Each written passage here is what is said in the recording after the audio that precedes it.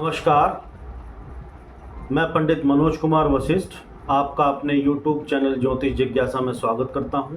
आप यदि इस चैनल पर नए हैं तो हमारे चैनल को लाइक करें, सब्सक्राइब करें और शेयर भी करें। आपकी यदि कोई समस्या है तो आप दिए गए नंबर्स पर हमसे बात करके अपनी समस्या का समाधान प्राप्त कर सकते हैं। मित्रों, आज का हमारा टॉपिक है, क्या राशि का रत्न धारण करना चाहिए। आपने देखा होगा कि अधिकांश लोग अपनी राशि कहीं से भी पता करके, या उनको पता भी है, आजकल तो नेट पर सभी कुछ है, अपने नाम के अनुसार राशि जान करके उसका नग भी खुद भी पहन लेते हैं। और कई बार हम किसी पंडित जी वगैरह से या किसी ज्योतिषी से पूछ लेते हैं तो वो भी राशि के नग को कह देते हैं कि भाई आपकी, मान लिया मेष राशि है, आप मूंगा पहन लो, आपकी सिंह राशि है, आप माणिक पहन लो, और उसको प्रायोरिटी दे देते हैं। लेकिन क्या ये बात ठीक है? क्या ये ज़रूरी है कि वो नग आपको काम ही करेगा? इसको जानने के लिए थोड़ा गहराई में जाने की आवश्यकता है, क्योंकि जो रत्न पहनने चाहिए एक्चुअली वो लग्न कुंडली के आधार पर पहनने चाहिए। लग्न हमारा शरीर है, हमारा तन है, और हमारे तन, क्योंकि रत्न भी हम अपने अंगूठी में पहनेंगे। रत्नों का प्रभाव ये है कि वो ब्रह्मांड में से उस रत्न की, उस जिसका नग हमने पहना है, रत्न पहना है, उसकी किरणों को लेकर आपकी बॉडी में प्रवेश करना, यानी उस ग्रह के प्रभाव को बढ़ाना। मान लिया हम पुखराज पहनना चाहते हैं तो वो ब्रह्मांड में से बृहस्पति की रश्मि लेकर के आपकी बॉडी में प्रोवाइड करेगा, उससे बृहस्पति का प्रभाव बढ़ेगा, तब आपका बृहस्पति अच्छा फल करेगा। यदि कुंडली में खराब है या कमजोर है, कोई भी स्थिति में आपको बढ़िया फल मिलेगा। तो इसलिए नग पहनाया जाता है। अब मान लिया कि सपोज करो कि आपकी कुंडली में किसी की, मान लिया मकर राशि है, मकर राशि का स्वामी हो गया शनि, लेकिन उसका लग्न कर्क है। अब कर्क लगन वाले को शनि बहुत नुकसान देते हैं। तो अगर मान लिया कर्क लगन वाला अपने नाम के आधार पर शनि का रत्न नीलम धारण कर लेता है तो उसको काफ़ी लॉस होगा।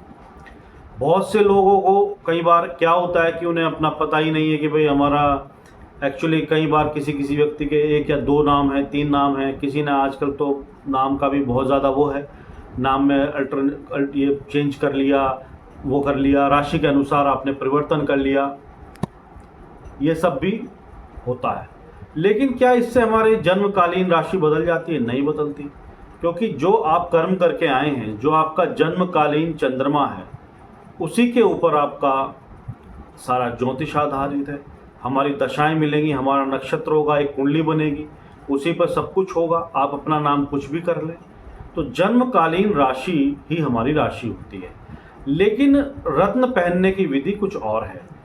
रत्न हमें पहनना चाहिए लग्न के आधार पर। यदि लग्नेश और आपके चंद्रमा यानी आपकी राशि का स्वामी मित्र हैं तो आप रत्न पहन सकते हैं, तो आपके लिए लाभकारी होगा।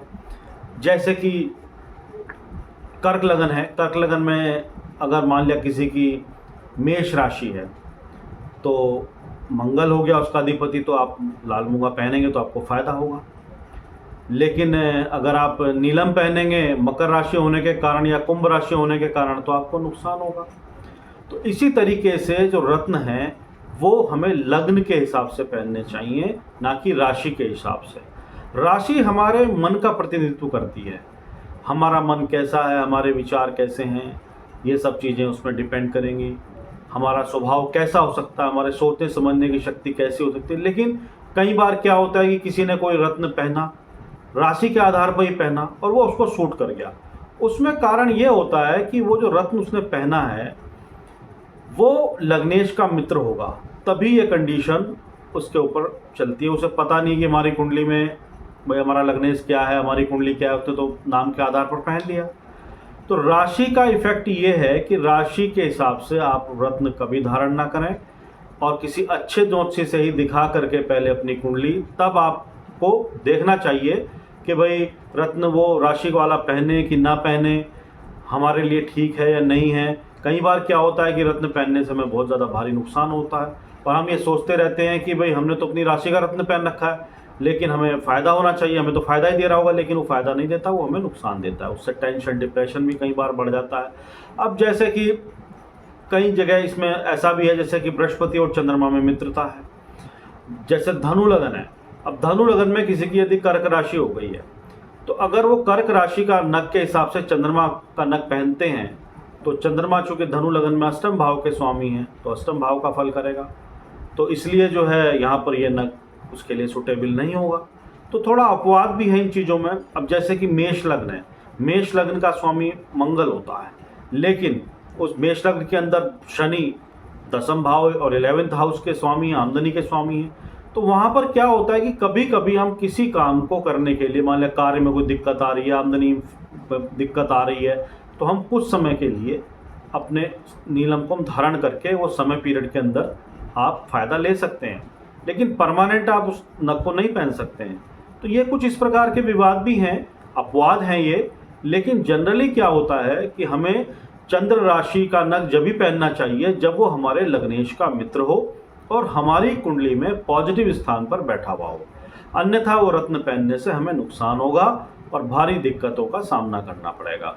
तो इसके लिए हमें अपनी कुंडली को पंडित जी को दिखाना चाहिए, अच्छे ज्योतिषी से मिलकर पहले सलाह करके तभी हमें राशि वगैरह का नग पहनना चाहिए, अन्यथा नहीं पहनना चाहिए, वो हमें नुकसान देगा। ये था आज का हमारा टॉपिक। आपको यदि दी गई जानकारी पसंद आई हो तो आप हमारे वीडियो को लाइक करें, चैनल को सब्सक्राइब करें और शेयर भी करें।